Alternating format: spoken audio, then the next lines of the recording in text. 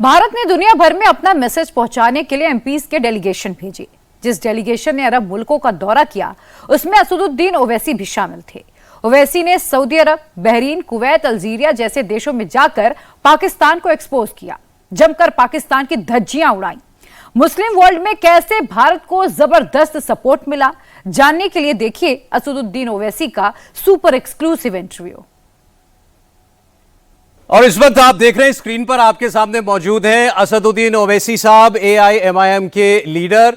और आज आप उनसे खास बात करने का मौका इसीलिए क्योंकि वो भारत के उस डेलीगेशन के हिस्सा थे जो विदेश में गए और भारत की बात, ऑपरेशन सिंदूर की बात और पाकिस्तान को एक्सपोज करने की बात उन्होंने दुनिया को बताई और बहुत बखूबी से बताई। सऊदी, बहरीन, कुवैत, कतर, दोहा, अल्जीरिया, इन तमाम देशों में आप गए। वहां किन लोगों से आपकी मुलाकात हुई, किस किस्म की बॉडीज से आपकी बातचीत हुई, कैसा रिस्पॉन्स रहा, अगर आप अपने एक्सपीरियंस कुछ शेयर करें।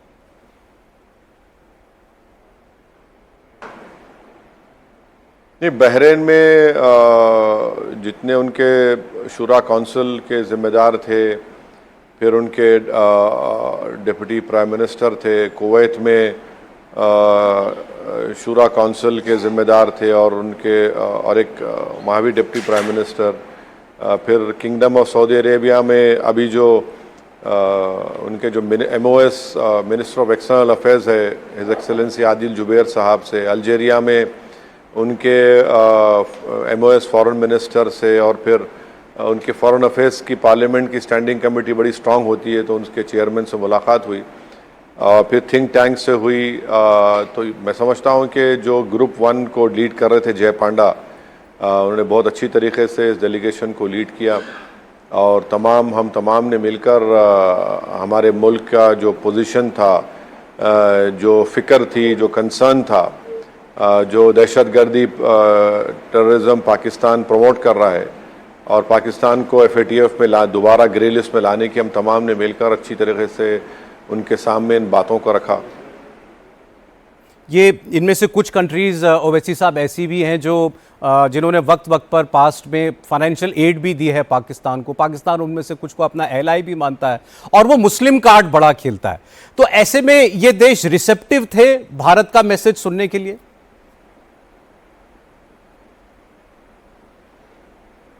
नहीं, यकीनन थे, बहुत अच्छी तरीके से रिसेप्टिव थे, बात किए और उन्होंने बहुत ही अच्छे हमारी चीज़ों को कबूल भी किया। चाहे वो पाकिस्तान को FATF में ग्रे लिस्ट लाने के लिए किंगडम ऑफ सऊदी अरेबिया में हमने कहा कि किंगडम ऑफ सऊदी अरेबिया ने कुछ $2 बिलियन उनको 2022 से 23 में दिए थे। अभी 24 में वो कह रहे हैं कि उनको और $13 बिलियन का लोन एक्सटेंड करेंगे। तो हमने यही उनको इम्प्रेस ये किया कि ठीक है, आप कर रहे हैं, आप पाकिस्तान को दे रहे हैं, मगर ये तो देखिए कि पाकिस्तान के अवाम को नहीं पहुंच रहा है। ये मिलिट्री से हो सकता है कि टेररिज्म स्पॉन्सर्ड ग्रुप्स को जाएगा।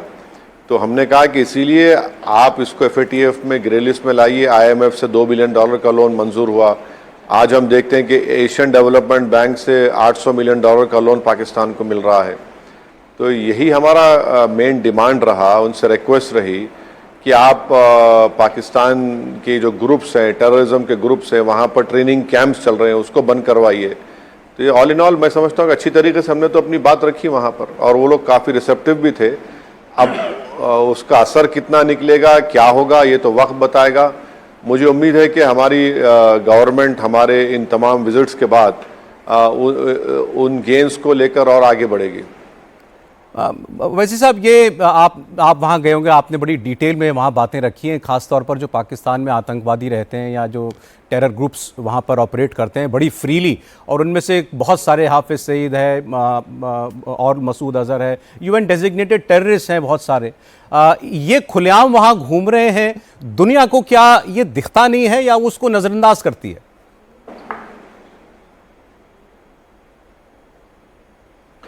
हमने उनको ये बताया कि जब हमने 8 मई के दिन जब पहला हमने जो टारगेट किया था, वो उन तमाम 9 यूनाइटेड नेशंस से प्रोस्क्राइब ऑर्गेनाइजेशंस के हेडक्वार्टर्स को हमने टारगेट किया। फिर हमने उनको बताया कि भावलपुर में एलईटी के हेडक्वार्टर्स में जो टेररिस्ट की हत्या हुई थी, उनकी नमाज जनाजा एक ऐसा शख्स पढ़ा रहा था जो यूनाइटेड स्टेट्स में एक डेजिग्नेटेड टेररिस्ट है, उसका नाम अब्दुल रऊफ है, और उसके पीछे पाकिस्तान की आर्मी खड़ी हुई है। हमने उनको ये भी बताया कि बाद में जब पाकिस्तान ने हमारे इलाकों पर हमला करने की हिमाकत की तो हमने पलटा के जवाब दिया, और जिसमें पाकिस्तान के एयर बेसिस 9 एयर बेसिस को सिर्फ हमने उनके रनवे को डैमेज किया। आप देखेंगे कि वो भी बड़ा ही रिस्ट्रिक्टेड एक ऑपरेशन था। फिर उन्होंने रिटेलिएशन में पूंछ में हमारे 15 सिविलियंस, उनकी फायरिंग, पाकिस्तान आर्मी की फायरिंग से उनकी मौत हुई, जिसमें एक मासूम 2 जुड़वा बच्चे भी शामिल हैं। एक इमाम साहब हैं एक मस्जिद के, उनकी मौत हुई उस फायरिंग में। तो ये सब बातें हमने उनके सामने रखी। हमने उनको ये बताया कि ये जो ईमेल टीआरएफ की तरफ से इशू किया गया था, उसके दोनों ईमेल्स जो पाकिस्तान से एमिनेट हुए, पाकिस्तान के मिलिट्री कंटोनमेंट के बाजू से इसको दिया गया। और फिर उन्होंने बाज़ ममालिक के ज़िम्मेदारों ने कहा कि आप बात क्यों नहीं करते पाकिस्तान से। हमने कहा कि माजी में हमने बात की, 26/11 का वाक़या हमने बात की, हमारे इन्वेस्टिगेटर्स वहाँ पर गए, कुछ नहीं हुआ। हमने उनको ऑडियो कन्वर्सेशन दिए जो पाकिस्तान में बैठकर उन आतंकवादियों को जो मुंबई के 5 स्टार होटल में इंस्ट्रक्शंस दे रहे थे कि भारत के नागरिकों को मारो। हमने उनको डीएनए सैंपल दिया, एक टेररिस्ट को हमने जिंदा पकड़ा। फिर पठानकोट में नरेंद्र मोदी ने आईएसआई को बुलाया, जब हमने पब्लिकली उसको अपोज किया कि कैसे आप एक हमारे एयरफोर्स बेस पर आप आईएसआई को बुलाते हैं, तो कुछ नहीं हुआ। तो ये सब बातें हमने अपने तरीके से उनको बताई। अल्जीरिया को हमने बताया कि अल्जीरिया में एक ब्लैक डिकेड कहते हैं, मिड 90s से मिड 2000 में 50,000 लोग अल्जीरियंस की मौत हुई सिर्फ आतंकवादियों के। आज भी साउथ अल्जीरिया में दाइश से उनको वहाँ पर एक प्रॉब्लम है। हमने बताया कि देखिए हम विक्टिम है, पाकिस्तान एग्रेशन कर रहा है और आप लोगों की एक पॉलिसी रही। मैंने सऊदी अरेबिया में जो हमारे इंटरलॉक्यूटर्स को बताया कि 2010 या 13 में सऊदी अरेबिया के उलमाओं ने दहशतगर्दी आतंकवाद के खिलाफ जिहाद का फतवा दिया, और फतवा देकर उन्होंने कहा कि जो फाइनेंस से हेल्प कर सकते वो भी कॉम्प्लिसिट है उस टेररिज्म में। तो उन्होंने इस बात का इकरार किया कि हाँ यकीनन हमने यहाँ के उलमाओं ने टेररिज्म के खिलाफ फतवा दिया। हमने उनको बताया कि पाकिस्तान ये झूठ बोलता है कि मुस्लिम मुल्क है और भारत में सब हो रहा है ऐसा। तो भाई भारत में भी 240 मिलियन मुसलमान रहते हैं। हमने सऊदी अरेबिया में बताया कि सऊदी अरेबिया की जो मदीना की जो इस्लामिक यूनिवर्सिटी है, वहाँ पर प्रॉफिट मोहम्मद सल्लल्लाहु अलैहि वसल्लम की जो उनकी सीरत की किताब है, उनकी लाइफ की जो किताब है, उसको इंडिया के स्कॉलर ने लिखी, उसको पढ़ाया जाता है। तो हमारे उलेमा जो हैं भारत के, वो इतने काबिल हैं।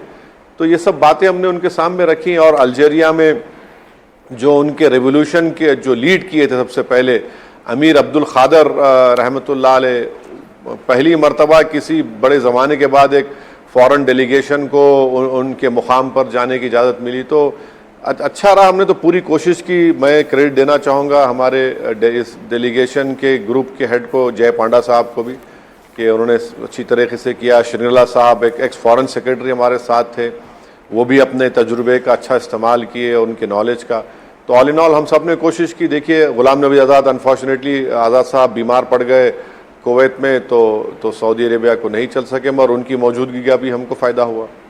जी अच्छा, पाकिस्तान दुनिया को कहता फिर रहा था कि भारत अग्रेसर है, तो ये जो भारत का राइट टू डिफेंड इटसेल्फ, आतंकवादियों पर जो हमने प्रहार किया, ऑपरेशन सिंदूर लॉन्च किया, ओवरऑल क्या आपने इन सारे मुल्कों को सिंपैथेटिक पाया भारत के कॉज के प्रति?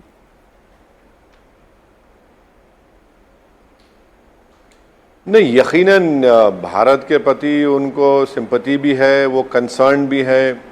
वो इस बात को मान रहे हैं कि टेररिज्म नहीं होना चाहिए। बाज़ ने हमको कहा कि आप बातचीत क्यों नहीं करते, जिसका जवाब मैं आपके सवाल के जवाब में पहले बता चुका हूँ। मगर ओवरऑल वो कंसर्न थे कि ये ठीक नहीं हो रहा है और इस टेररिज्म को ख़त्म होना चाहिए। और मगर मैं तो उनकी तरफ से बोल नहीं सकता, मगर जो हमारी जिम्मेदारी थी उस हद तक तो बोल सकता हूँ कि हम तमाम ने उसको बखूबी अपनी जिम्मेदारी को निभाया है।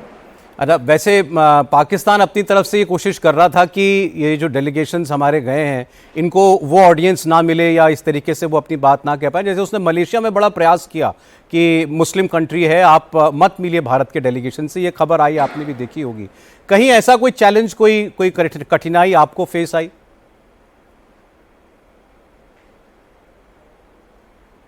नहीं, ऐसा तो कुछ नहीं था। हमारे मीटिंग्स बराबर जितने ज़िम्मेदारों से थी वो तमाम मीटिंग्स हमारी हुई।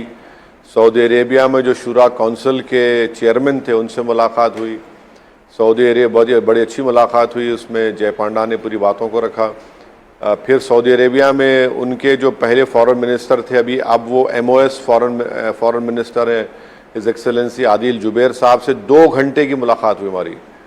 2 घंटे मुलाकात चली, बहुत सी चीज़ों पर बातचीत हुई। वो हमसे पूछ रहे थे, हम उनको समझा रहे थे, बता रहे थे, वो अपनी राय दे रहे थे।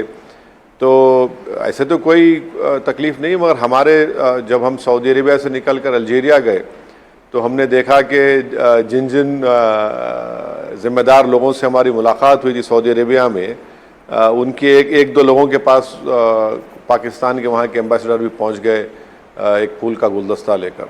अच्छा जी। अच्छा, वैसे आपने शायद ना देखा हो, लेकिन पाकिस्तान ने आपके बारे में भी काफ़ी कुछ कहा। उनके टीवी चैनलों पर मैं सुन रहा था, उनके टेलीविज़न एंकर्स आपकी तस्वीर लगा करके और वो सवाल कर रहे थे कि ये मुसलमान होकर के कैसे एक मुस्लिम देश के ख़िलाफ़, और वो अपना प्रोपेगेंडा कि भारत मुसलमानों का दुश्मन है और आप कैसे लीड कर सकते हैं भारत की बात को। तो ये लोग अपने आप को ठेकेदार समझते हैं ना दीन के, ना तो इनको इस्लाम की माने आते हैं, ना उनको कुरान और सुन्नत की सही तालीमात से वो आगाह हैं। अगर वो आगाह होते, उनको मालूमात हासिल होती, तो ये दहशतगर्दी को फ़रोग़ करते अपने मुल्क में। वो लोग ऐसे दहशतगर्द जो पूरे बर्रे सग़ीर को आग में झोंकना चाहते हैं। वो मैंने उनके एक साबिक़ा वज़ीर आज़म बेनज़ीर भुट्टो का आतंकवादियों ने कत्ल कर दिया, उसका कोई जिक्र अब तक नहीं करता कि किसने मारा उनको। और उनके बेटे आप यूनाइटेड नेशन में जाकर बकवास बकते हैं। अरे भाई, आपकी माँ को जिन टेररिस्ट ने मारा, यूनाइटेड नेशन जिस जगह पर बैठकर आप भारत पर उंगलियां उठा रहे हैं, वहाँ की प्रोब एजेंसी ने कहा कि पाकिस्तान में शॉडी इन्वेस्टिगेशन हुआ था, और वो पुलिस ऑफिसर ने जिस जगह पर बेनज़ीर भुट्टो को मारा गया, 130 लोग मारे गए, उस सबको पानी डालकर उसने उसको उस जगह को, सीन ऑफ ऑफेंस को उसने साफ कर दिया। अरे ये तो अजीब व गरीब है ये लोग। तो ठीक है, मुझे कोई फ़र्क नहीं पड़ता, वो लोग जितना तनक़ीद करें, मुझे उससे कोई मतलब नहीं है। मैं एक भारत का एक गयूर मुसलमान हूँ और मुझे फ़ख्र है अपनी इस शनाख्त पर। और वो कोई ठेकेदार थोड़ी हैं, वो कौन होते, मेरी खबर में वो तो आने वाले नहीं है ना। तो वो अपनी बकवास कर रहे हैं। उनको ये सोचना है कि भाई अगर आप इतना इस्लाम का आप नाम लेते हैं तो फिर आपके पास जो पोलियो होता है वो सिर्फ आपके मुल्क में और अफगानिस्तान में होता है। ये आपकी इस्लाम से इतनी मोहब्बत है कि 40% लोग पॉवर्टी में, गुर्बत में हैं, 9% अनएम्प्लॉयमेंट है, करीब मेरे ख्याल से 22 या 23 मिलियन बच्चे 6 साल से 10-11 साल की उम्र में स्कूल को नहीं जाते। और फिर आप हमला करते हैं अफगानिस्तान की नई हुकूमत पर, गोली चलाते हैं उनके पर, वो मुसलमान नहीं है। आप बलूचियों को कत्ल करते हैं, वो मुसलमान नहीं है। आप ईरानियन आउटपोस्ट पर गोली चलाकर उनको मारते हैं, वो मुसलमान नहीं है। आखिर कौन सा ठेका लेकर बैठे हैं आप इस्लाम का? तो ये मुझे कोई फ़र्क नहीं पड़ता, मैं अपनी जूती की नोक पर रखता हूँ इनकी इस तनकीद को, इनकी बातों को। आपने दुनिया भर को जाके ऑपरेशन सिंदूर की बात बताई, और यहाँ राहुल गांधी ने कह दिया कि नरेंद्र मोदी ने सरेंडर कर दिया। तो ये सरेंडर शब्द के इस्तेमाल पर बड़ी आलोचना हो रही है, आप कुछ कहेंगे इस पे? देखिए वो अपनी पार्टी के बहुत बड़े लीडर हैं, और मुझे यकीन है कि वो खुद बज़ाते खुद वो और उनकी पार्टी के लोग उनके स्टेटमेंट का दिफा भी करेंगे और सब्सटेंशिएट करेंगे। अब मैं उस बारे में नहीं बोल सकता क्योंकि मेरा उस पार्टी से कोई ताल्लुक़ नहीं है। तो बेहतर ये है कि आप उन्हीं से पूछिए क्या है, क्यों बोले क्या है। मगर हमारा मानना ये है कि जब हमारा हमला ख़त्म करने का हमने फ़ैसला लिया, दोनों मुल्क के DGMOs ने, ख़ासतौर से पाकिस्तान के DGMO ने जब हमारे देश के DGMO से बातचीत की, तो उस बात का ऐलान नरेंद्र मोदी या उनकी पार्टी या गवर्नमेंट के किसी मिनिस्टर को करना चाहिए था। पूरी दुनिया को और भारत को मालूम हुआ, एक अमेरिका के सदर के ट्वीट के ज़रिए हमको मालूम हुआ, जो मेरे लिए काबिल कबूल नहीं है। ये मुझे जो फ़ख्र है अपनी इस शनाख्त पर, मुझे तकलीफ़ हुई कि बजाय मेरे मुल्क की पॉलिटिकल लीडरशिप बताती मुझे मालूम हो रहा है एक अमेरिका के सदर के ट्वीट के ज़रिए हमको मालूम हो रहा है।